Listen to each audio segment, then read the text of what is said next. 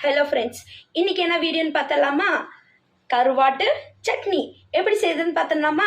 So வாங்க வீடியோக்குள்ள போகலாம். தட்டி வச்சு அது சூடானதும் இப்போ நான் இதில் தேங்காய் எண்ணெய் ஊற்றிக்கிறேன். இந்த எண்ணெய் நல்லா சூடாயிருச்சு. இதுலேயே இந்த கருவாட்டு போட்டு ஃப்ரை பண்ணிக்கலாம் நல்லா.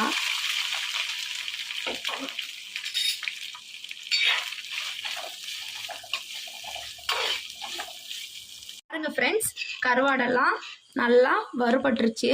இப்போ இதையே நம்ம வேற ஒரு பாத்திரத்தில் கன்வெர்ட் பண்ணிடலாம்.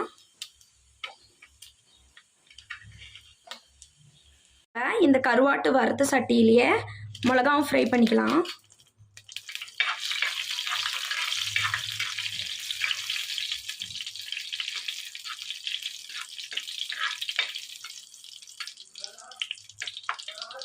கூடவே நம்ம இப்போ பூண்டு ஆட் பண்ணிக்கலாம். நம்ம இது கூடவே இந்த வெங்காயம் ஆட் பண்ணிக்கலாம். கூடவே 2 தண்டு கருவேப்பிலை ஆட் பண்ணிக்கலாம். நல்லா மிக்ஸ் பண்ணி விட்டுக்கலாம்.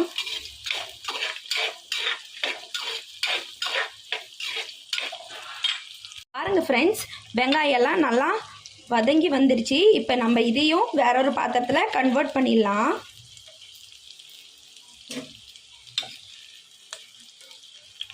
இந்த மிக்ஸி ஜாரில் நம்ம வறுத்து வச்ச கருவாடு நல்லா கூல் டவுன் ஆனதுக்கப்புறம் ஆட் பண்ணிக்கலாம்.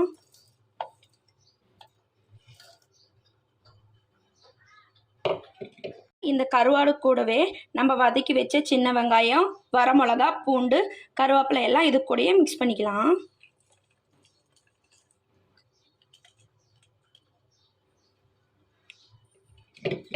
கொஞ்சோண்டு உப்பு ஆட் பண்ணிக்கலாம். உப்பு போடும்போது பார்த்து கவனமாக போடுங்க, ஏன்னா கருவாட்டில் உப்பு இருக்கும். இப்போ நம்ம இதைய அரைச்சி எடுத்துக்கலாம்.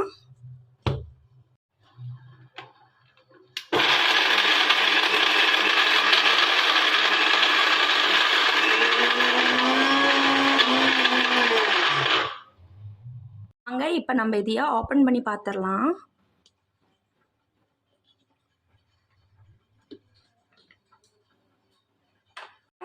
அரைச்ச சட்னியை இந்த மாதிரி எடுத்து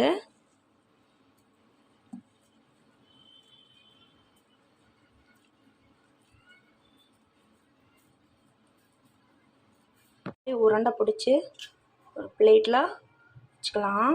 என்ன பண்ண போகிறோன்னு தெரியுமா? நம்ம இந்த கருவாடு வறுத்த சட்டியிலேயே சுட சுட சாதத்தை போட்டுக்கலாம்.